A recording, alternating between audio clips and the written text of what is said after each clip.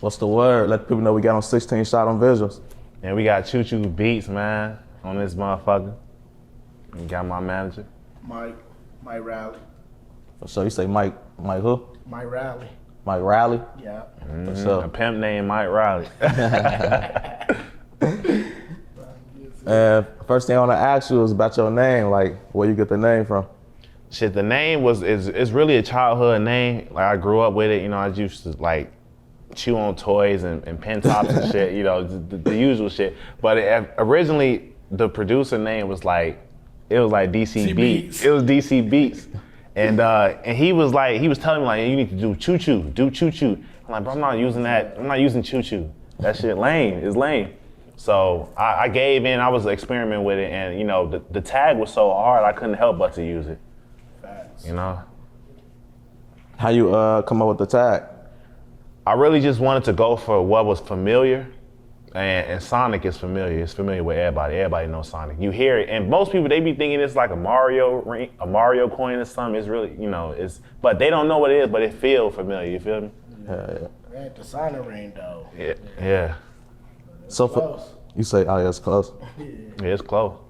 You know, for the people who don't know who Chuchu is Chuchu Beats? Man, Chuchu is that nigga behind the scenes, man. Been making all the hits, been making all the noise, but you know, we keep it on the hush though.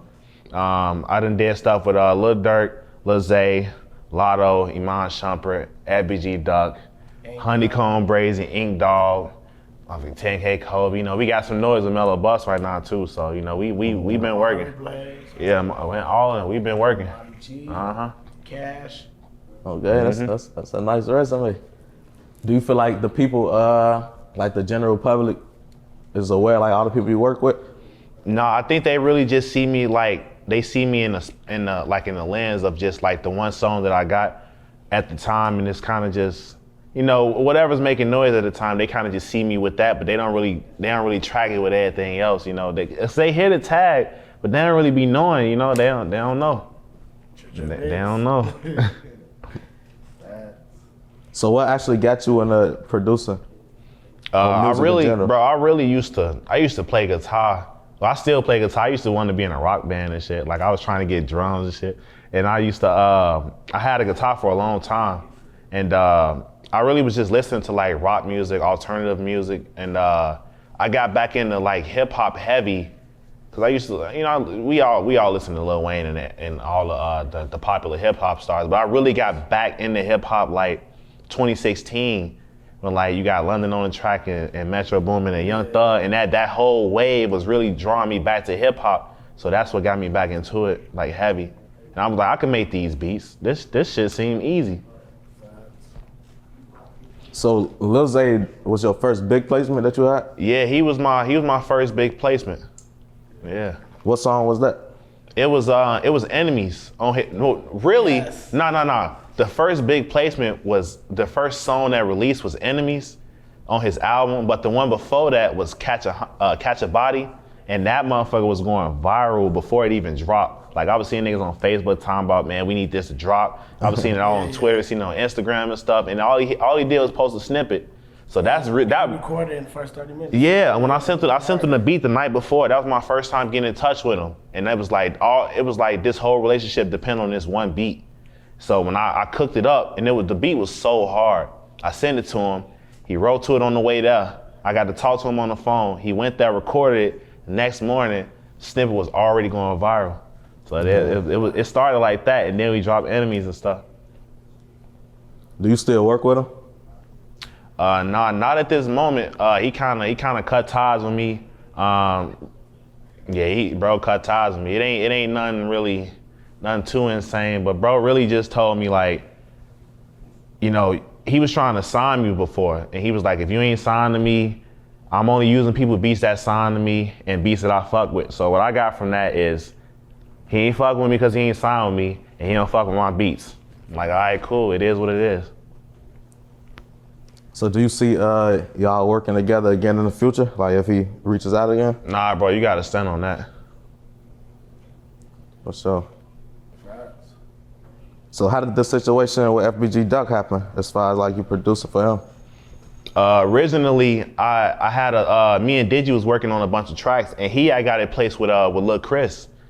And you know, we was already thinking that was gonna take off, and then like we just seen one day Duck hopped on it, and that's when it really got serious, when Duck hopped on it. You know, we was like, oh yeah, this bitch finna be a super hit. And then after that, what I did was I kind of just I tagged Duck in the post with the song, and bro just reached out, was like, send me some crazy shit, and I sent him some crazy shit, and that's when we get dead bitches. Yeah. So how was that when you like heard what he did to that beat? Which one, Dead Bitches? Yeah.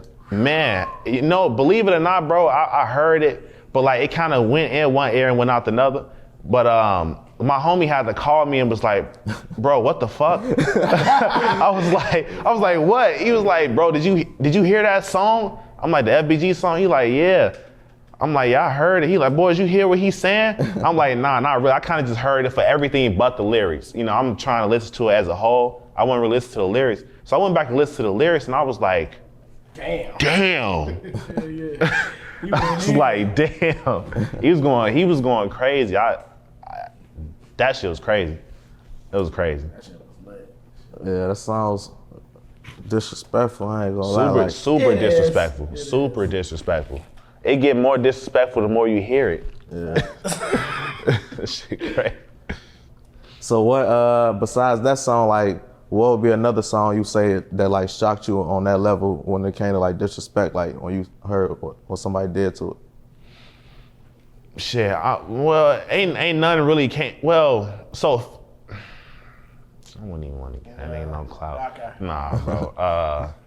What it really was I would say something that even came kind of close was 61st and 64. Oh yeah. It wasn't necessarily disrespectful, but he was talking his shit on that.